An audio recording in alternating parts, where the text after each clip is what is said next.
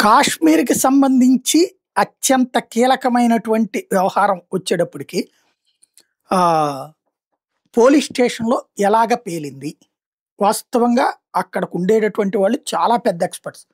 సాధారణంగా పేలుడు పదార్థాలని పోలీసు మీడియాతో కవరేజ్ చేయించాలన్నా, ఫోటో తీయించాలన్నా కూడా మొత్తం వాటిన్నిటిని డిస్మాండిల్ చేశాక చూపెడతారు.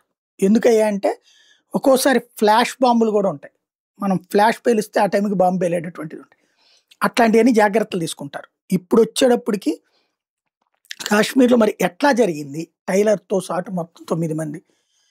అక్కడ అలాగా లోపలే పేలుడు అంటే అంత హైలీ ఎక్స్‌పర్ట్స్ అంత ఎట్లాగా డిస్టర్బ్ అయ్యారు అన్నటువంటిది ఇప్పుడు తేల్చేటటువంటి పనిలో ఉన్నారు. కానీ ప్రాథమిక ఆధారం అక్కడేదన్నా లోపల సీసీటీవీ ఫుటేజ్ ఉండి, ఆ సీసీటీవీ ఫుటేజ్ అక్కడ ఈ పేలుడులో కాలిపోకుండా ఇంకెక్కడన్నా ఉంటే తప్పించి వర్కౌట్ కాదు. ఇప్పుడు ఆ దిశగా చెక్ చేస్తున్నారు.